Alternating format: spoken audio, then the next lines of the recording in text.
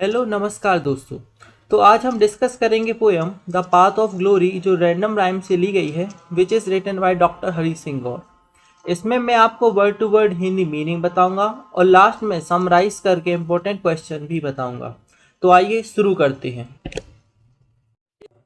एक British poet हुए हैं थॉमस ग्रे, जिन्होंने एक पोयम लिखी थी the elegy written in a country churchyard. उसमें उन्होंने कहा था the path of glory leads but to the grave. तो इस स्टेटमेंट का मतलब क्या है? तो यहाँ ग्लोरी का मतलब होता है धन, संपदा, इज्जत, सम्मान, डिग्निटी, नेम, फेम, जो कुछ भी हम अपने जीवन में कमाते हैं। और ग्रेव का मतलब होता है कब्रिस्तान। तो थॉमस ग्रे जी का क्या कहना है कि death is the end of this life. Some people proud of their noble worth, some are proud of their power, wealth and beauty, but death is similar to all as the poet says. तो उनका सीधा मतलब है कि जो भी एक इंसान अपने जीते जी धन, संपदा, अपना नेम जो भी कमाता है, तो जब वो उसके मरने के बाद सब कुछ कब्रिस्तान में उसके साथ चला जाता है।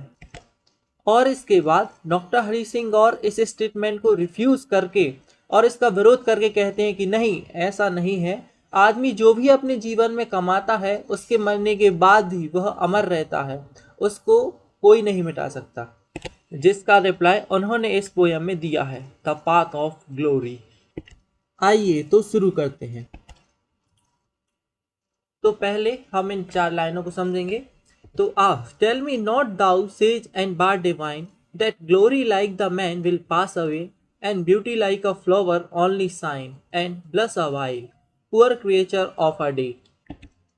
तो यहाँ दाऊ का मतलब होता है यू, सेज मतलब होता है प्रीस्ट या साधु संत, और बार्ड का मतलब होता है कवि या शायर, और यहाँ डिवाइन का मतलब होता है दिव्य या ईश्वरीय।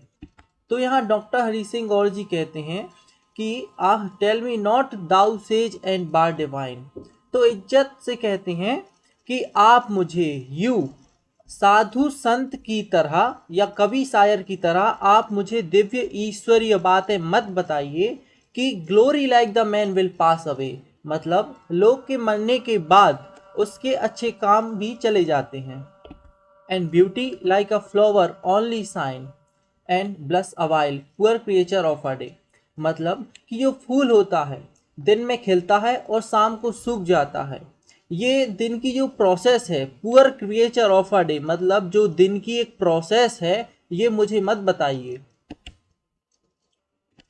तो यहाँ डॉक्टर गौर कहते हैं ना, flowers full many have I often seen that seemed bespread on heaths a paradise over which the ever wild wind hath not been but stayed and lingered long for warm surprise, nor even fell winter legged a passing tear but dewed the bank whereon the flowers grew, and though they dead their fragrance still lives there। तो हम पहले जो English के words हैं उनके meaning समझें।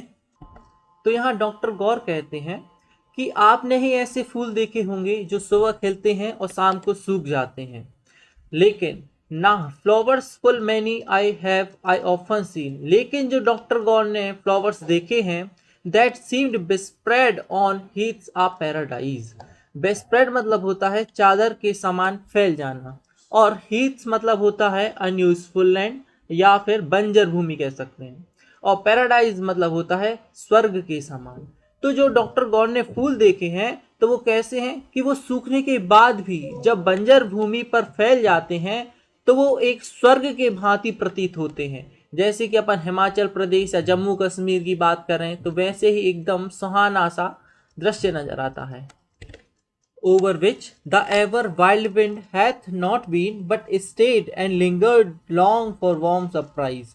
तो यहाँ वाइल्ड विंड कौन सी होती है? इसे हम जंगली हवा कह सकते हैं। जैसे जो लू वगैरह चलती है, जो बहुत ही तेज हवा चलती है, उसे हम वाइल्ड विंड कहते हैं। तो डॉक्टर हरि सिंह और कहते हैं कि जो फूल वाला दृश्य बना हुआ है वहां से जब वाइल्ड विंड चलती है, केवल चलती ही नहीं है बल्कि but stayed and lingered long for warm surprise, मतलब वो हवा वहां रुकी रहती है। स्टेड एंड लिंगर्ड मतलब होता है वेट करना, तो वह वेट करती है कि यह जो दृश्य बना हुआ है इसको हम बिखरा दें, इसको तहस नहस कर दें। यही नहीं, nor even fell winter legged a passing tear, मतलब यदि हम किसी व्यक्ति को ठंड में खड़ा कर दें तो उसके आंसू निकल आए, उसको अकड़ हो जाए, लेकिन वो कहते हैं डॉक्टर गौर कि nor even fell winter legged a passing tear, इतनी ठंड में भी इस दृश्य को कुछ नहीं होता, वह दृश्य वैसा ही बना रहता है। और यही नहीं बल्कि but dewed the bank where on the flowers grieve, dewed मतलब होता है बह जाना और बैंक मतलब होता है किनारा। और यही नहीं बल्कि जहां वो फूल उगे होते हैं उसका किनारा भी बह जाता है। लेकिन and though they dead their fragrances still lives there, मतलब वह बताते हैं डॉक्टर गौर कि किस तरह से जो फूल बिखरे हुए थे वो पूरी तरह से डेड हो चुके हैं, उन पर वाइल्ड विंड चलती है और उन पर ठंड का भी बहुत ज़्यादा प्रभाव होता है, बल्कि वहाँ जहाँ फूल होते हैं वो किनारा भी बह जाता है, लेकिन तब भी their fragrance still lives there, लेकिन जो उनकी खुशबू है, महक है, उनका कोई कुछ नहीं बिगाड़ पाता, वो ज्यों के त्यों आती रहती है। तो यहाँ डॉक्टर गौर बताते हैं कि जैसे फूलों के साथ है कि इतनी विभिन्न परिस्थितियां आने के बाद भी उनकी फ्रेग्रेंस, उनकी महक हमेशा आती रहती है, वैसे ही हमारे जीवन में भी लोगों के मरने के बाद भी जो उनके द्वारा किए हुए अच्छे कार्य होते हैं वो हमेशा हमेशा याद किए जाते हैं। उसके बाद डॉक्टर गौर कहते हैं इवन आफ्टर, जो इतनी विभिन्न परिस्थितियां आई हैं उसके बावजूद, and and gives though every spot the sweetest view through fields the and stars and snow with where armed tree. तो वेयर आर्म्ड ट्री मतलब होता है कि जैसे अपन ने देखा तो नहीं होगा लेकिन महसूस किया होगा कि कोई ऐसा खाली पेड़ है जिसमें केवल तना है और कोई भी पत्ती नहीं है, लेकिन उस पर अच्छी बर्फ लगी हो तो वह कितना अच्छा मस्त सा दृश्य लगेगा। तो डॉक्टर गौर कहते हैं कि जो इतनी चुनौतियां आई थी उसके बाद भी वह दृश्य कैसा लगता है कि एंड स्टार्स, मतलब जैसे कि हम रात में देखते हैं कि खुले आसमान में जैसे मस्त सितारे लगते हैं, जैसे कि बेयर आर्म्ड ट्री है जो स्नो से लदा हुआ होता है वह लगता है, वैसे ही उस दृश्य को कोई नहीं बिगाड़ पाता, वह वैसा ही लगता रहता है। और उसके बाद डॉक्टर गौर कहते हैं ने ने beauty never dies but lives eternally, मतलब कि जो ब्यूटी होती है वह कभी भी नहीं मरती, वह हमेशा जीवित रहती है, चाहे हम फूलों की बात करें और चाहे हम अपने जीवन की बात करें। तो जो भी अच्छे वर्क डन किए गए हैं लोगों के द्वारा उनको हम हमेशा याद रखते हैं और उनके बताए हुए मार्गों पर ही चलकर सफल होते हैं। तो यहाँ इटर्नली का मतलब क्या हुआ, फॉर एवर, हमेशा के लिए।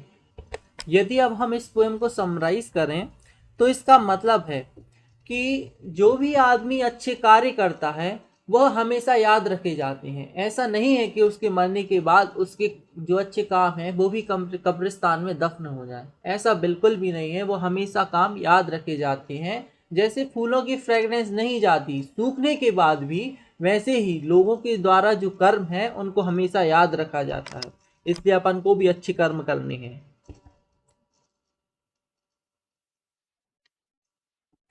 जैसा कि मैंने बताया था कि मैं आपको इंपॉर्टेंट क्वेश्चंस बताऊंगा, तो जैसे ये है, आ tell me not thou though sage and bar divine that glory like the man will pass away. तो इसमें आपको बताना है कि डॉक्टर गौर कैसे थॉमस ग्रे के स्टेटमेंट को रिफ्यूज करते हैं।